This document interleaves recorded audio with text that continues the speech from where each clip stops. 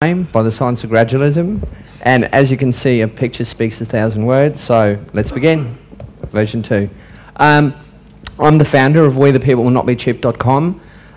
We're an organisation that basically focuses on the human inventorying issue.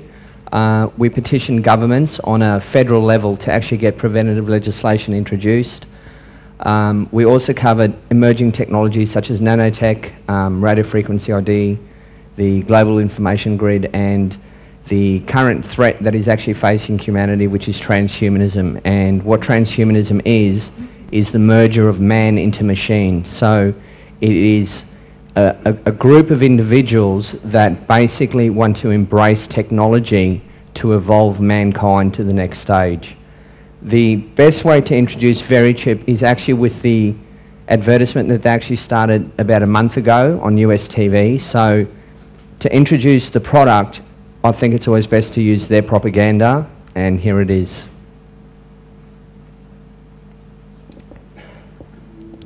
To think something so small can connect you to everything that matters.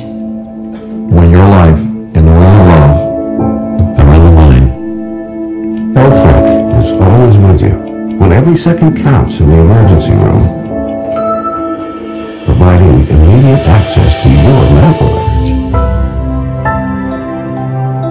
because Bob has trouble remembering all his medications.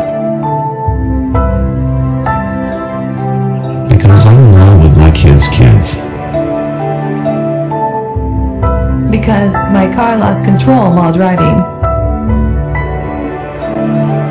Because now I'm looking out for both of us. Because I have diabetes, but it doesn't have me.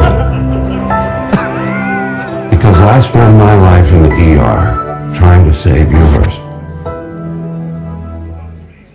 See, and look, this is their marketing campaign. So if it didn't make you laugh, at the end of the day, it's just a ridiculous marketing campaign. But they are in market. This product started airing on actual US TV about a month ago, as mentioned.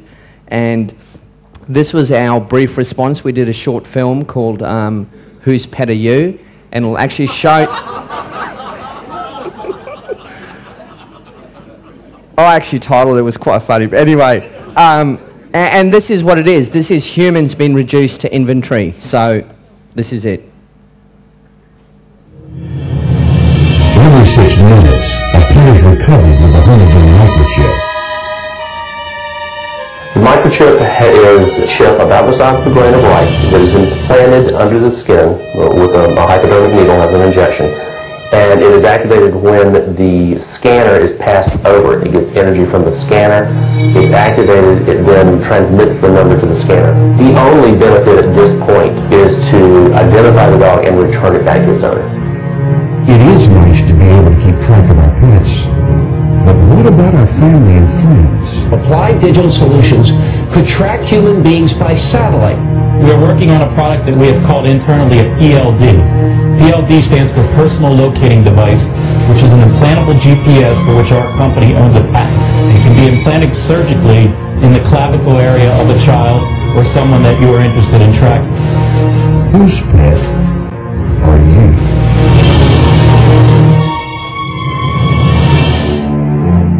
This message has been brought to you in part by WeThePeopleWillNotBeChipped.com. Did you notice the actual angle that he went to market was with children? So we're dealing with a company that is basically totally unethical. It utilises fear as its motivator. But more than that, there is a body of evidence of how long this has actually been out there. So from Siminoff basically in 1866 all the way to Dr. Jose Delgado in 65, there's just more than enough evidence where I can actually provide this if anyone wants a PowerPoint presentation. But currently we have Alzheimer patients being chipped. How an Alzheimer patient makes up his own mind to be chipped is another question. And then obviously people utilising to actually access nightclubs to, you know, pay with their drinks. Now, this is where the aim of the speech is to showcase an agenda at play to mesh you, the person, into the internet as a connected node under the control of a mainframe, IBM, which runs on an artificial neural network, which is an artificial brain. Now, I'll break that down. The person, how you are as a flesh and blood human being, is not how the tech giants view you. They view you as an object, they view you as a product and something that can actually become electronically aware. So what you need to do for this speech is just put aside how you view yourself.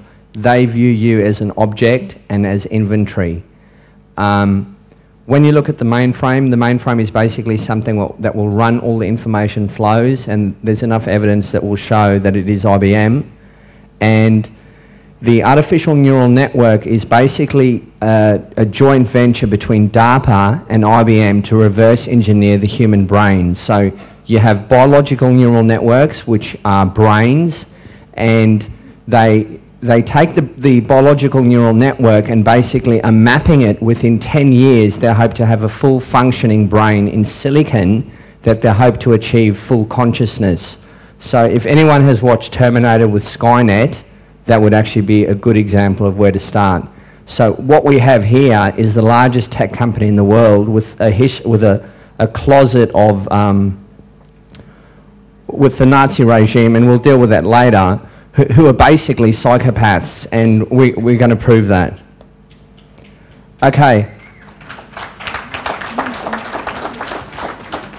Now, the head psychopath, Sam Palmisano, when he addressed the Council of Foreign Relations, he actually went on record to say, indeed, almost anything, any person, any object, any process or any service for any organisation, large or small, can become digitally aware and networked.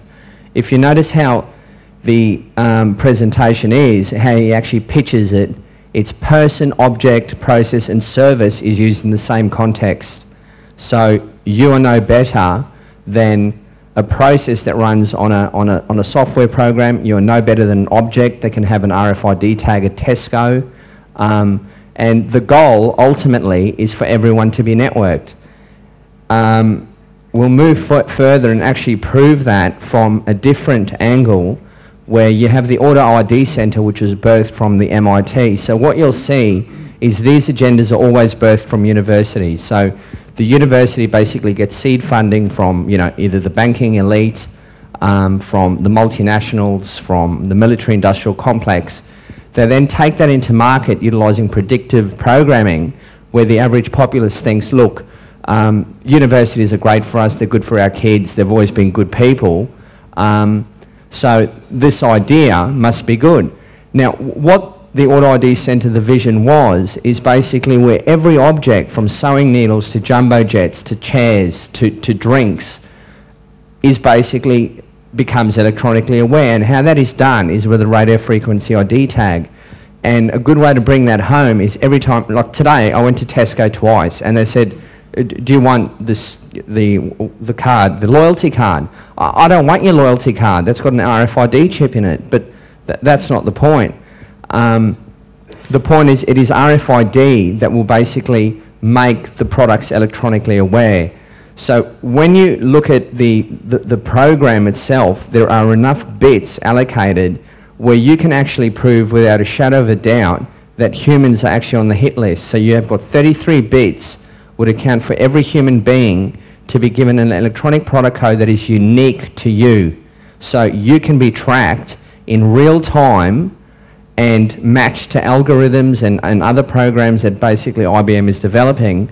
But further than that, the agenda is to actually make dust particles electronically aware through nanotech.